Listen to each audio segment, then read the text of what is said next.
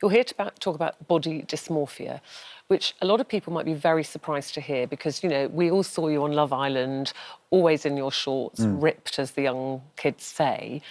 People might be surprised to hear that you have struggled with body image for years.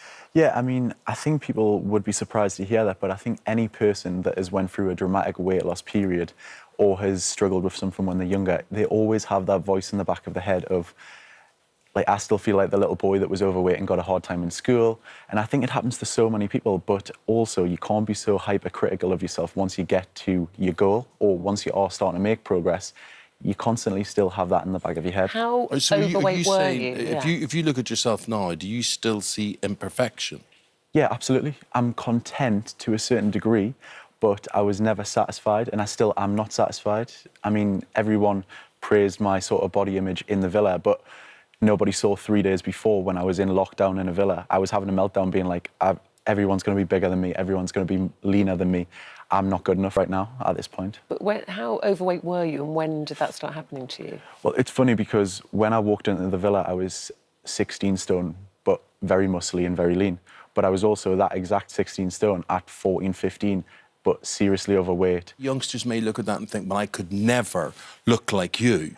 But they can. I get hundreds of messages every day, and I always say to people, don't compare your chapter 1 to my chapter 30, because I'm here from a lot of consistent years now, not just months, and you will get there, but you just have to be positive.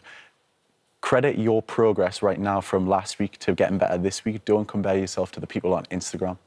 But they do. Yeah. You know, and there'll be parents watching saying, but they do, Adam. They look at the picture, they look at the pictures of you, as you do lots of photo shoots with, you know, your top off, and they will, particularly young men. But also, my friend, that can be a positive thing. I mean, we know teenagers. We know quite a few teenagers who we thought were looking at all the girls on Love Island, but they weren't. They were looking at the blokes and they were saying, right, we want to be ripped like you guys, and it's had a positive influence on them. Oh, absolutely. I mean, I've had hundreds of people on my online coaching now sign up because of this whole story, because anybody can do it if I can do it. And if you just try and... You don't have to constantly be so hard on yourself. You have to think, I'm getting better, and that's the best place for me. But are those images real? Because, you know, you do lots of photo shoots and you obviously prepared to It looks pretty real to me.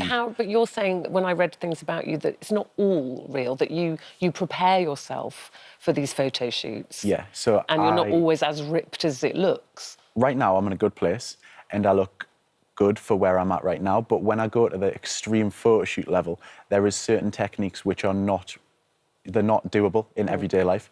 I will look like that for approximately 5 days. When it's that extreme, veins pop and everything like that. So you'll train. Yeah. But also, behind the camera, we're doing push-ups. Behind the camera, we're eating sugary and salty food for 1 hour to try and get everything to start popping out. So what would you say to Sorry, give me that again in a minute.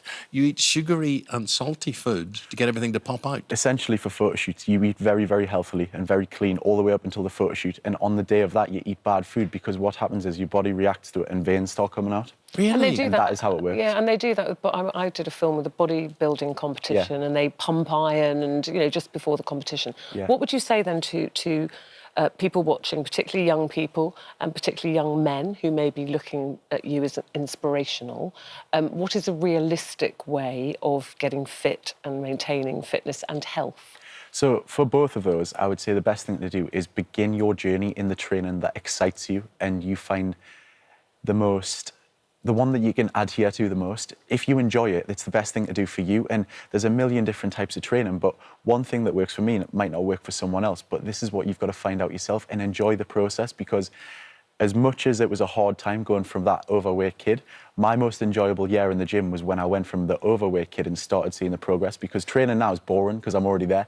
I like certain sessions, but it's not as fun as when I was actually seeing the progress a lot more every day. Yeah. Adam, could I ask you, the Greatest Dancer after party, there was a stabbing incident outside the after party. 3 men were stabbed, and they say celebrities including Love Island Zara McDermott and Megan Barton-Hanson had arrived at this bar in Mayfair.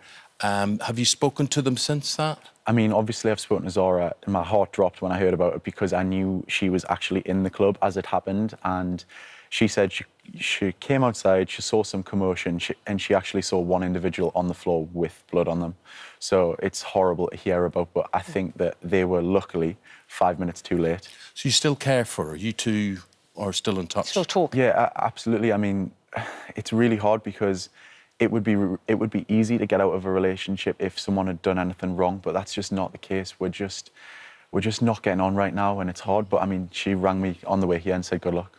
But you're definitely not a couple anymore. We're not a couple. We're not a couple, but it's hard. Like, the stuff that is coming out in the press and stuff like that, Zara's categorically said, like, Adam has not done anything wrong to me. It's just ran its course, and it's hard to get over that. Yeah. OK, my friend. All right. Lovely talking to you, Adam. Thanks, and, Adam. and good luck with all your ambitions and being a role model for youngsters and all the health and nutrition and fitness that you want to get across there. Thank you very much indeed. Thank you.